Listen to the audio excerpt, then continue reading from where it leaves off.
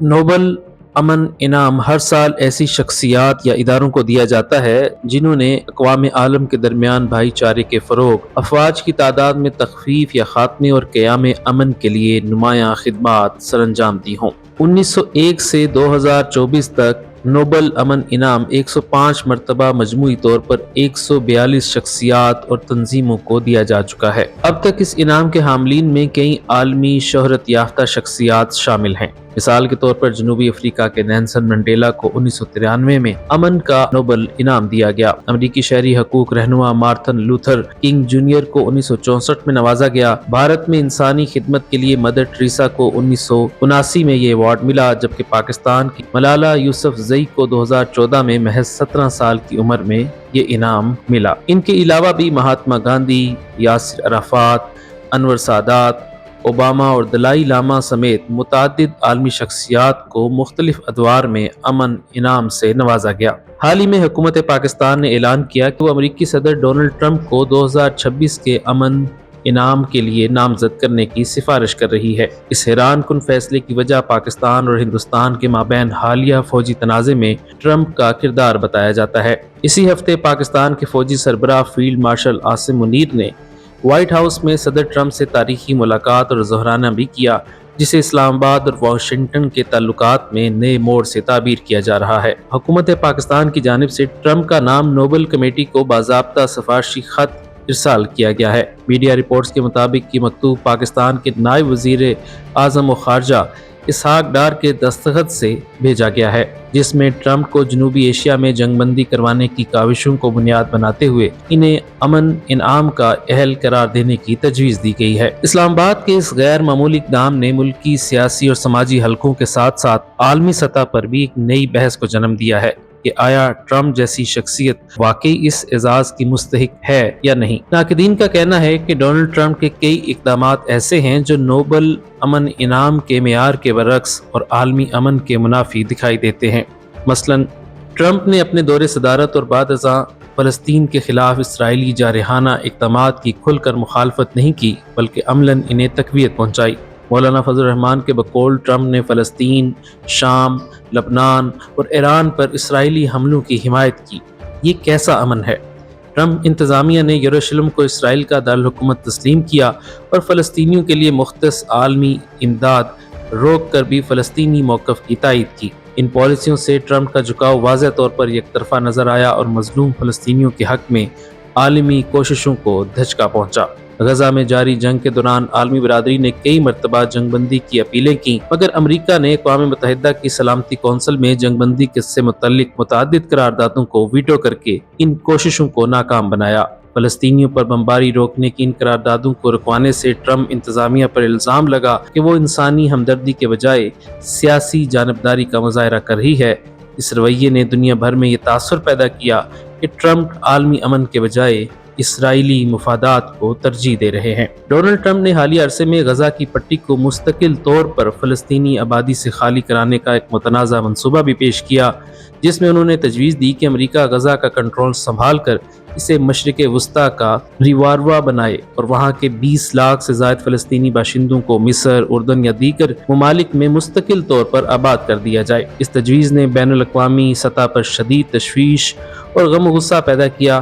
انسانی حقوق کی تنظیموں نے خبردار کیا کہ پوری آبادی کو زبردستی بے دخل کرنا جنگی جرم کے مترادف ہوگا۔ ناقدین کے مطابق ٹرمپ کی جانب سے فلسطینیوں کو اپنی سرزمین سے بے دخل کرنے کی وکالت ان کی امن پسندی کے دعووں کے برعکس ایک سنگدلانہ سوچ کی عکاسی کرتی ہے۔ ایران کے معاملے میں بھی ٹرمپ کا طرز عمل دوگلا اور جارحانہ رہا۔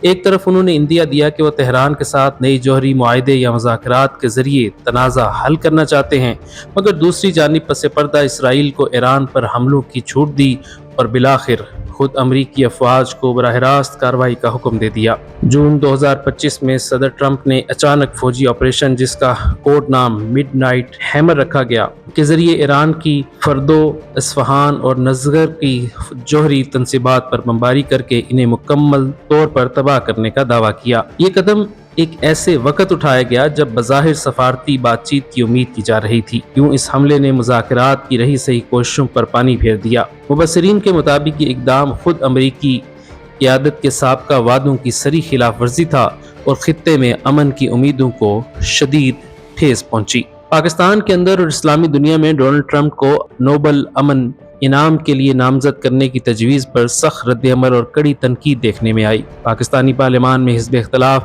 اور مذہبی رہنماؤں نے اس فیصلے کو فوری طور پر واپس لینے کا مطالبہ کیا۔ جمعیت علماء اسلام کے سربراہ مولانا فضل الرحمان نے کہا کہ حکومت پاکستان ٹرمپ کی نامزدگی کی سفارش فوراً واپس لے، کیونکہ صدر ٹرمپ کا امن پسندی کا دعویٰ سراسر جھوٹا ہے۔ انہوں نے کڑی تنقید کرتے ہوئے کہا کہ جب افغانستان اور فلسطین کے عوام کا خون امریکہ کے ہاتھوں پر ہے تو وہ خود کو امن کا علم بردار کیسے کہہ سکتے ہیں؟ مولانا فضل الرحمان کا موقف ہے کہ پاکستان کو امریکہ سے دوستی ضرور رکھنی چاہیے، لیکن غلامانی ہرگز قبول نہیں، خصوصاً ایسے شخص کی خوشنودی کے لیے قومی وقار داؤ پر لگانا جس کے ہاتھ معصوم مسلمانوں کے خون سے رنگے ہوں۔ سابق سینیٹر مشاہد حسین سید نے social media platform X پر لکھا، ٹرمپ کسی بھی طور پر امن کے ممکنہ علمبردار نہیں رہے، بلکہ ایک ایسے رہنما بن چکے ہیں جنہوں نے جان بوجھ کر ایک غیر قانونی جنگ مسلط کی ہے۔ اس لیے حکومت پاکستان کو فوری طور پر ان کی نوبل نامزدگی کے فیصلے پر نظر ثانی کر کے اسے واپس لینا چاہیے۔ تحریک انصاف کے رکن قومی اسمبلی علی محمد خان نے بھی زور دے کر کہا کہ فیصلے پر نظر ثانی کریں۔ ان کے بقول ایران پر امریکی حملہ اور غزہ میں اسرائیلی قتل عام کی واشنگٹن کی مسلسل حمایت کے بعد ٹرمپ کو امن ایوان کے لیے نامزد کرنا انتہائی افسوسناک اور شرمناک ہے۔ ممتاز مذہبی عالم دین مفتی محمد تقی عثمانی نے بھی اس نامزدگی پر گہری تشویش کا اظہار کیا۔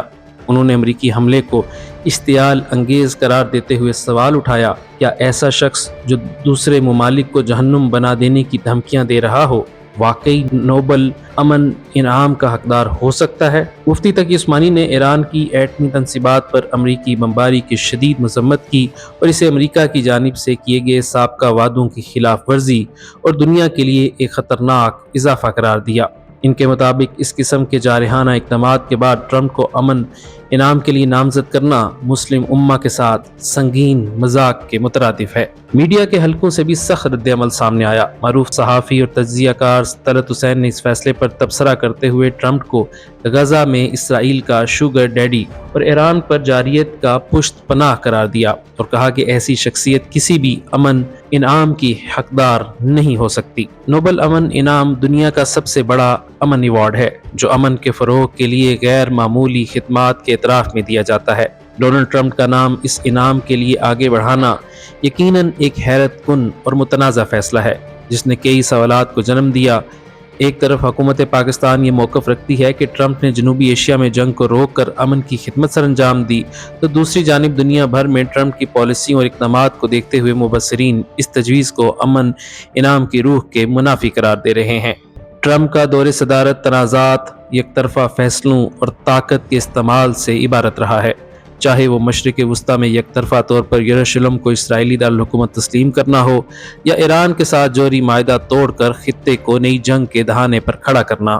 فلسطین، افغانستان، عراق اور شام میں لاکھوں مسلمانوں کے مصائب میں اضافے کے بعد ٹرمپ کو امن کے سفیر کے طور پر پیش کرنا امت مسلمہ کے لیے یقینی طور پر ایک لمحہ فکریہ ہے۔ حالیہ شدید تنقید کے پیش نظر یہ دیکھنا اہم ہوگا کہ آیا پاکستانی حکومت اپنا فیصلہ واپس لیتی ہے یا نہیں، اور نوبل کمیٹی اس نامزدگی پر کیا رد عمل ظاہر کرتی ہے۔ لیکن فی الحال عالمی رائے عامہ کے نزدیک ڈونلڈ ٹرمپ کا نام نوبل امن انعام کے لیے پیش کیا جانا عالمی امن کے ایجنڈے اور امت مسلمہ کے جذبات دونوں کے ساتھ ایک تلخ مذاق کے طور پر دیکھا جا رہا ہے۔